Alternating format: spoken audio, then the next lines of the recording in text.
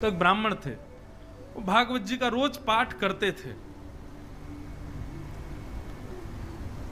घर वालों ने उनका व्यापार चालू करवा दिया, वो भी ठप हो गया।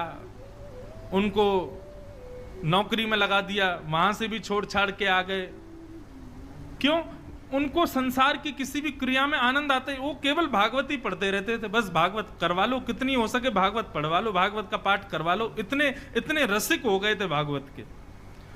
तो किसी पड़ोसी ने आकर के कान भर दिए, बोले इसका ब्याह करा दो, पत्नी आएगी, अकल ठिकाने आ जाएगी। ब्याह दो ही स्थितियों में ही होता है, या तो लड़का योग्य बन जाए तो सब पीछे पड़ जाते हैं इसका ब्याह कराओ, और या बिल्कुल ही अयोग्य हो तब सब पीछे पड़ जाते हैं इसका ब्याह कराओ, पत्नी आएगी, अकल ठिकाने। सहमत है कि नहीं बात से? तीसरा कोई उपाय हो तो मैंने अनुभव किया नहीं, ये दो मेरे अनुभव के हैं इसलिए बता रहा हूं। या तो बालक योग्य हो जाए तो पीछे पड़ जाएंगे इसका ब्याह कराओ, और या बिल्कुल ही अयोग्य हो तब पीछे पड़ेंगे इसका ब्याह कराओ, पत्नी आएगी, इसकी अकल ठिकाने आ जाएगी। तो ठीक वैसे ही वो ब्राह्मण देवता पूरे दिन पाठ करते थे। पड़ोसियों ने आकर के घर वालों का इसका ब्याह करा दो, पत्नी आएगी, अपने आप पत्नी को प्रसन्न करने के लिए, बालकों को सुख सुविधा के लिए कर्म करना पड़ेगा, फिर तो करेगा कहीं व्यापार। ब्याह हो गया, लेकिन ब्याह के बाद भी उनकी स्थिति बदली नहीं। वो भागवत जी पढ़ते रहते थे, भागवत जी का पाठ करते रहते थे। 2-4 साल तक पत्नी ने सहा। कुछ दिन कहा, पत्नी ने कहा ये तो मानेंगे नहीं, अब घर चलाने के लिए कुछ तो करना, तो मैं ही करती हूं। तो 2-4 घरों में जाके रोटी बनाती थी, उनकी पत्नी ये काम करती थी। पूरे दिन बेचारी लगी रहती, रात्रि में आकर के घर में बैठती, भोजन बनाती, दोनों पति पत्नी पाते। 2 बालक भी हो गए, उनको भी विद्यालय में फीस वीस देना, जो भी करना सब पत्नी करती थी।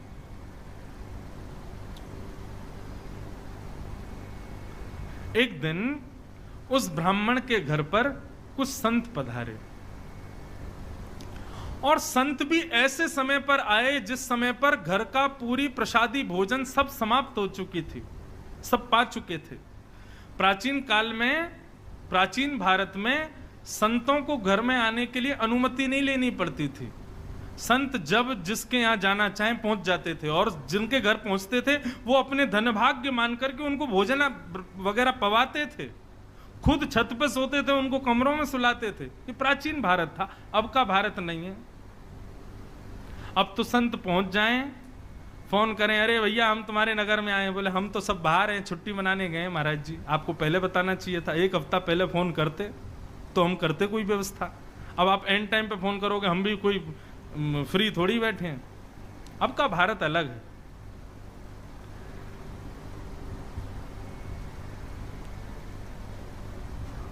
संत आ गए, और संत आकर के सीधे आसन पर बैठ गए। बोले बिटिया लाओ कुछ प्रसादी पवाओ। अब प्रसादी तो कुछ थी नहीं, और कभी रसोई में जाए, कभी कहीं जाए, कभी कुछ करे, कभी कुछ करे, कोई योग्य कुछ भी साधन नहीं मिला। बार बार बिटिया को इधर से उधर भागते देख संत समझ गए कि हम गलत समय पे आ गए हैं, यहां पे अभी कोई व्यवस्था है नहीं। संत उठ गए, उठ करके बोले बिटिया महादेव की इच्छा होगी तो फिर कभी आएंगे, हाँ अभी चलते हैं। और प्रणाम करके सब चले गए। वो ब्राह्मण की पत्नी बहुत निराश हो गई। क्यों? बोले आज तक मैं सह रही थी अपने पति के सब भावों को, ये कुछ नहीं करते, मैं सब जानती हूं, भागवत जी का पाठ ही इनका सर्वस्व है, मैं सब जानती हूं। लेकिन आज महात्मा हमारे घर आए और हम उनको कुछ पवा ना सके, ऐसी स्थिति तो मुझे स्वीकार नहीं थी। आज यदि मेरे पति भी कुछ काम करते, घर में थोड़ा धन होता, अनाज होता, भोजन ज्यादा होता तो उनको पवाती। अब अकेली मैं नारी, पति को भी खवाऊं, बच्चों को भी खिलाऊं, खुद भी खाऊं, कहां तक चलाऊंगी घर को? पूरे दिन बस भागवत जी पढ़ते रहते हैं, कुछ करते धरते हैं नहीं। आज पत्नी को क्रोध आया और भीतर कमरे में गई तो पंडित जी वही भागवत जी का पाठ कर रहे थे प्रसन्न मुद्रा में। पत्नी बोली पूरे दिन इसी को पढ़ते रहते हो, क्या दे दिया भागवत ने हमको? अरे कुछ नहीं दिया तब भी स्वीकार था, लेकिन आज संत भूखे चले गए हमारे घर से और तब भी आप इस भागवत को लेकर के बैठे हैं। पत्नी ने भागवत जी की पोथी उठाई और ब्राह्मण के सिर पर ही मार दी। बोले इसको लीजिए और निकलिए घर से, मैं अकेली चला लूंगी घर को, यही भागवत तुम्हारा सर्वस्व, तो इनके साथ अकेले कहीं और रहो, यहां लौट करके मत आना जब तक मन में भाव ना आ जाए कि मुझे कुछ करना है। ब्राह्मण देवता अपनी भागवत जी को, उसके पन्ने बिखर गए थे, सब समेट करके हृदय से लगा करके रोने लगे और मनी मन विचार करने लगे, हे नाथ, मेरी पत्नी को आप साधारण पृष्ठ के रूप में दिखाई देते हो, पन्ने के रूप में दिखाई देते हो, लेकिन मैं जानता हूं ना आप प्रत्यक्ष कृष्ण हो।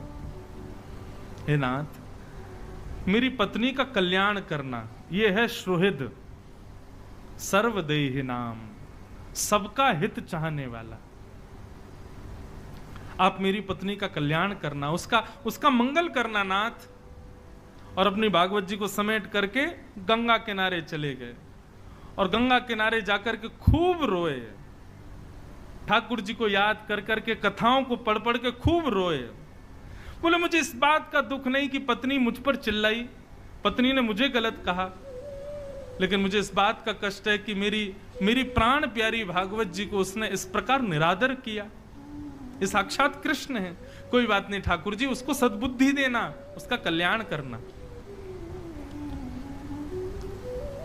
इतनी सहनशीलता, इतना समत्व और इतनी सुहृदता को देख करके ठाकुर जी रह नहीं पाए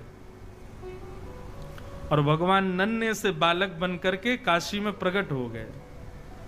ऊंची धोती पहनी, सिर पर स्वाफा बांधा, स्वाफा बांध करके एक टोकरी को अपने सिर पर धारण करके ठाकुर जी बनारस की गलियों में घूम रहे हैं और घूमते घूमते उस ब्राह्मण के घर पहुंच गए।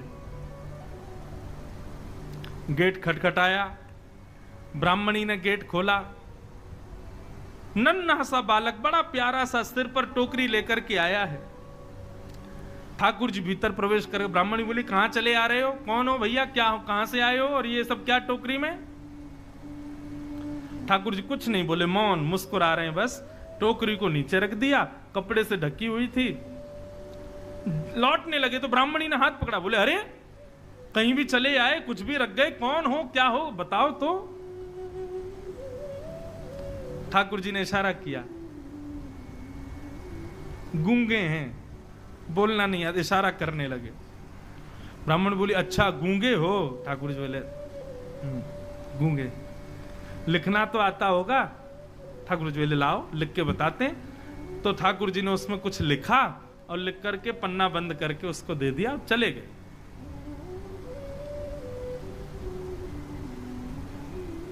ठाकुर जी ने क्या लिखा था कि आपके पति, जो भी उनका नाम, वे मेरे यहां मजदूरी करते हैं और आज से नहीं, बचपन से मेरी मजदूरी कर रहे हैं, लेकिन आज तक उन्होंने अपना वेतन मुझसे नहीं लिया है। आज तक उन्होंने अपना जो उनकी मजदूरी होनी चाहिए वो उन्होंने मुझसे ली नहीं है। लेकिन आज मुझे किसी ने आकर के बताया कि उनको धन की बहुत आवश्यकता है, तो बचपन से लेके आज तक उनकी जो मजदूरी थी वो मजदूरी में देने आया हूं। और ऐसा लिख करके और ठाकुर जी वहां से चले गए। बोले मजदूरी? जैसे ही कपड़ा हटाया तो उस डलिया में सोने, चांदी, हीरे, जवाहरात, सबसे भरी हुई लबालब वो डलिया, ऐसी ऐसी मणियां, जो मणियां विश्व में देखने को नहीं मिलती, वो सब उसमें रखी थी। पत्नी मन में सोचने लगी, अरे मैं तो बेवजह गुस्सा हो रही थी, मेरे पति तो छुपा रुस्तम हैं, छुप छुप करके कहीं जाकर के मजदूरी करते थे, मुझे बताया भी नहीं। हो सकता है मैं घरों में रोटी बनाने जाती होंगी, उस समय चले जाते होंगे, और बताओ देखो मुझे बताया नहीं। आज इतना धन, अरे हम तो करोड़पति हो गए, हम तो खरबपति हो गए, मैंने भी बेवजह अपने पति पर गुस्सा किया। बालकों को भेज दिया, जाओ पिताजी जहां मिले उनको बुला लाओ। बालक गए तो पिताजी गंगा के किनारे बैठे रो रहे थे। पिताजी पिताजी, माँ ने आपको घर बुलाया है, चलो। बालक चले गए। उन्होंने भागवत जी की पोथी को हृदय से लगाया, रोते हुए घर आ रहे थे। और बार बार प्रार्थना कर रहे थे, हे नाथ कृपा करना मेरी पत्नी की बुद्धि सुधरे। जैसे ही अपनी गली के घर की गली में आए तो अपने घर को पहचान ही नहीं पाए। क्यों? आज तो घर का स्वरूप ही बदल गया। दिए जल रहे हैं, द्वार पर बढ़िया सुंदर रंगोली बनी हुई है, सुंदर पुष्पों से घर के द्वार को सजाया हुआ है। ब्राह्मण बोले ये मेरा ही घर है। सुबह तक तो ऐसा लग रहा था तेजहीन, और अभी ऐसा लग रहा है मानो सारे देवता ही मेरे घर में आ गए हों। ये क्या स्थिति हुई? चंद घंटों में सब बदल गया। ब्राह्मण ने जैसे ही भीतर प्रवेश किया, पत्नी ने आकर के थाल से आरती उतारी, जय हो, नए नए वस्त्र पहने हैं। ब्राह्मण को समझ नहीं आया, बोले ये सब क्या हुआ देवी? सुबह तो तुम बड़ी नाराज थी, हैं? सुबह तो हमारी पोती हमारे सिर पे मार दी, भगा दिया घर से, और हमारी आरती उतार रही हो, ये सब क्या हुआ? ब्राह्मणी बोली आपकी चोरी पकड़ी गई। बोले मेरी चोरी? कौन सी? आप अपने आप को दिखाते हैं कि आप कुछ करते नहीं हो, लेकिन आपने बचपन से मजदूरी की है। आज आपका मालिक आया था आपकी मजदूरी देने के लिए। ब्राह्मण बोले मेरा मालिक? कौन सी मजदूरी भैया? बोले हाँ, गूंगा मालिक आया था, आपको बोलना नहीं आता उसको, गूंगा है ना वो। ठाकुर जी ब्राह्मण देवता बोले गूंगा मालिक? कैसा मालिक है भैया? क्या मजदूरी देके गया? कक्ष खोल करके दिखाया तो डलिया रखी थी, सोने चांदी हीरे जवाहरात सब उसमें रखे थे।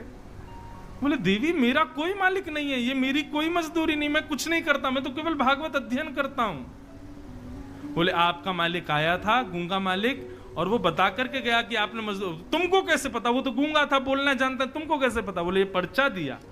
जैसे ही पर्चा खोल करके देखा तो सारे शब्द उस पर्चे में घूमने लगे, और तभी उस पर्चे पर ही त्रिभंग ललित श्याम सुंदर की आकृति प्रकट हो गई। ब्राह्मण देवता